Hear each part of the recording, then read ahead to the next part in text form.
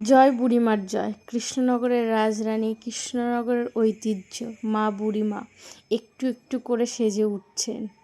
আর এই দিকে দেখো ছোট্ট ছোট্ট কি সুন্দর মা জগদ্ধাত্রী, কি অপূর্ব লাগছে তাদেরকে দেখতে। না মনে হচ্ছিল সবগুলো নিয়ে চলে আসি বাড়িতে। আমার মেয়ে তো কান্নাই জুড়ে দিয়েছে, চলো মামাম একটা নিয়ে যাই।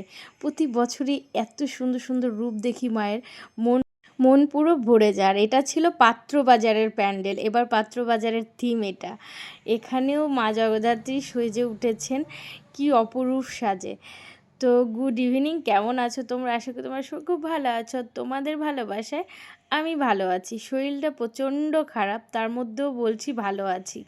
এই শরীর নিয়ে বেরোতে হবে সত্যি কখনো ভাবিনি। আমার শরীর খারাপ, আমি তো উঠতেও পারছি না বিছানা ছেড়ে, এতটাই শরীর খারাপ। আর এদিকে মেয়ে কান্নাকাটি জুড়ে দিয়েছে, ওকে নিয়ে ঠাকুর দেখতে যেতে হবে। কি বলো তো, বাচ্চা কাচ্চারা তো এই জিনিসগুলো বুঝবে না, ওদের আনন্দটাই ম্যাটার করে যে আমি ঠাকুর দেখতে যাব। আর দ্বিতীয়ত আমি ছাড়া ওর সেরকম কেউ নেই এখানে, আমি না নিয়ে গেলে ও ঠাকুর দেখতেও যেতে পারবে না। ওই কারণে অসুস্থ শরীর নিয়ে বেরিয়ে পড়লাম মেয়েকে নিয়ে, কারণ ওর পাপা ডিউটিতে। আর এটা ফার্স্টেই আমরা গিয়েছিলাম পাত্রবাজারে। এবার পাত্রবাজারের প্যান্ডেলটা তোমরা দেখে নিলে কেমন, ভালোই করেছে। প্রতি বছর তো আলাদা আলাদা একটা থিম করে, এবার না আমি সত্যি নিজেই বুঝতে পারলাম না কী থিম করেছে। তারপরে মায়ের কাছে চলে গেলাম। প্রতি বছর কিন্তু মায়ের ওখানে ঢুকতে দেয় না, ওই কারণে আমি দুদিন আগেই গিয়েছি যাতে মায়ের ওখানে আমরা ঢুকতে পারি। গিয়েই মামামকে বললাম দাঁড়াও আমি একটু ছবি তুলে দিই, এত ছটফট করছে কি করে ছবি তুলবো। তারপর আমাকে বলছে তুমি যাও আমি তোমার ছবি তুলে দিই। আমার যাও ছবি তুলেছে, ও দেখলে আমারই হাসি পাচ্ছে, তোমরা কি বলবে বলো। আর এদিকে মাকে দেখেছো, মাও কিন্তু অপরূপ সাজে সেজে উঠেছে। তারপরে চলে এসেছিলাম বুড়িমার কাছে। এবার বুড়িমার গলিটা কিন্তু এইভাবে সেজে উঠেছে আলোয় আলোড়নে। প্রত্যেক বছর আলাদা আলাদা এক একটা করে থিম থাকে, তো এই বছরের থিমটা এরকম। প্রত্যেক বছরের মতনই দোকানগুলো, মানে যেই স্টলগুলো বসে সেম স্টলগুলোই বসেছে। খুব ভালো লাগছিল দেখতে। তো মামামকে বলছিলাম যে তুমি সামনে যাও, আমি একটু ভিডিও করে দিই। আর এদিকে ছিল তিলে খাজা, আমার খুব ভালো লাগে, সে ছোটোবেলায় খেয়েছি, কিন্তু মিষ্টি অতিমাত্রায় থাকে যে কারণে আমি খেতে পারি না। আমার অল্প একটু খেলেই মনে হয় না মন ভরে গেল, ছোটোবেলার স্মৃতি বলে কথা। আর এইদিকে দেখো প্রচুর দোকান বসেছে, প্রচুর প্রচুর, মানে প্রতি বছর যেরকম থাকে সেরকমই বসেছে। গয়নাগাটির স্টল বসেছে, কাঠের যে জিনিসগুলো তৈরি করে সেগুলো বসেছে। আর কিছু দূর যাওয়ার পরে থমকে গেলাম এই জায়গাটায়, মামাম বলছে এইগুলো নেব। দুদিন আগেই মামামকে আমরা এটা এরকম একটা কিনে দিয়েছি। তো আমি ওকে বলছি তুমি এগুলো নিয়ে কী করবে, বাড়িতে তো তোমার আছে। বলছে না আমি আরেকটা নেবো। আমাকে এক জিনিস নিতে ভালো লাগে বলো। তারপরে দেখো এদিকে কাঠের কি সুন্দর প্যাঁচাগুলো তৈরি করেছে না, মানুষের হাতের কারুকার্যগুলো কিন্তু সত্যি খুব অসাধারণ। আমরা সেরকমভাবে হয়তো তুলে ধরতে পারি না, কিংবা সেরকমভাবে কিনে নিয়ে আসতে পারি না, সেই এই কারণে হয়তো অতটাও দেখা যায় না। এই কোনো ওকেশন, পুজো, হস্তশিল্প, মানে কোনো মেলা, যাই হোক কোনো ওকেশনে এই জিনিসগুলো দেখা যায়। তারপরে চলে গেছিলাম মায়ের মূর্তি দেখতে। এই মূর্তিগুলো প্রতি বছরই আসে এখানে। আর এত সুন্দর মূর্তি, মায়ের জগদ্ধাত্রী মায়ের এত সুন্দর রূপ দেখে না মন প্রাণ জুড়িয়ে গেল। তারপরে চলে এসেছি এই সাইডটাতে। এই সাইডটাতে দেখছি প্রচুর সবজি নিয়ে বসেছে, সবগুলোই মাটির। তো মামামকে কিনে দিয়েছিলাম আগেরবার মেলাতে, ও বলছে না আমি আজকেও কিনবো। বলছি কেন? বলছে আগেরবার তো 10 টাকা করে কিনেছিলাম, আজকে 6 টাকা করে পিস।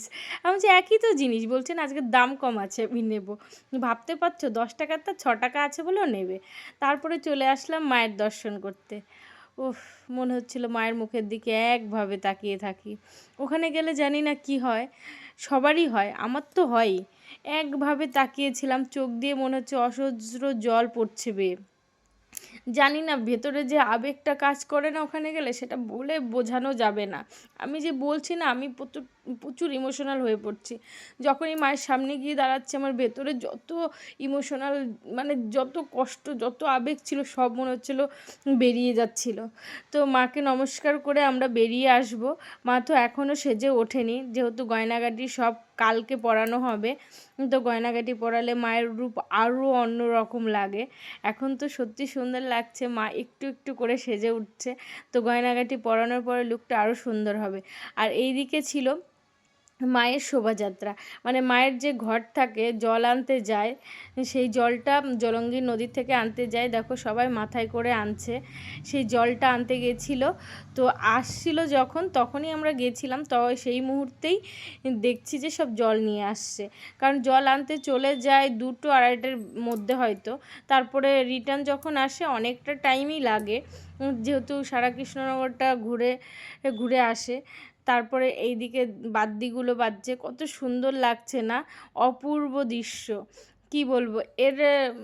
এই সমস্ত জিনিসগুলো না ক্যামেরায় জানি না কতটা ভালো লাগছে, সামনে গেলে বুঝতে পারতে কতটা ভালো লাগে।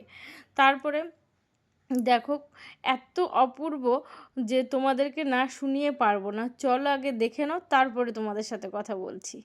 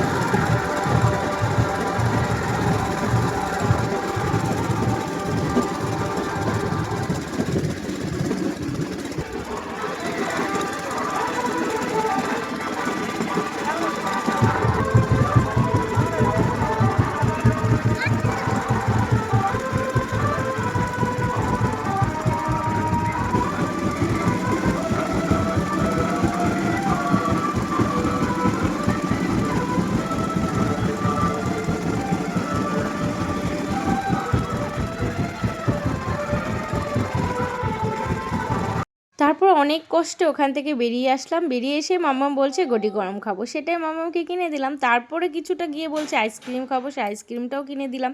এত ভিড় জমে গেছিলো মায়ের সামনে, ওখান দিয়ে বেরোনো প্রচণ্ড মুশকিল হয়ে যাচ্ছিল। তারপরে মাম্মাম আইসক্রিম আর গটি গরম খেতে খেতে চলে গেছিলাম আমরা প্রতিভা ক্লাবে। ওখানকার প্যান্ডেলটা যেই দেখেছি অমনি দেখি আকাশে প্রচণ্ড মেঘ করেছে, হাওয়া ছেড়েছে।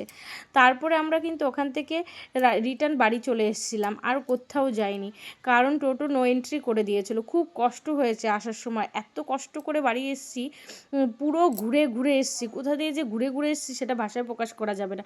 ভেবেছি 2 দিন আগে যাচ্ছি কোনো প্রবলেম হবে না, না 2 দিন আগেতেও প্রবলেম, নো এন্ট্রি করে দিয়েছে। যাওয়ার সময় ভালো গেছি, কিন্তু আসার সময় প্রচণ্ড কষ্ট হয়েছে। যাই হোক, ভিডিওটা এই পর্যন্ত, যদি ভালো লেগে থাকে তাহলে লাইক করো, কমেন্ট করো আর শেয়ার করো। টাটা।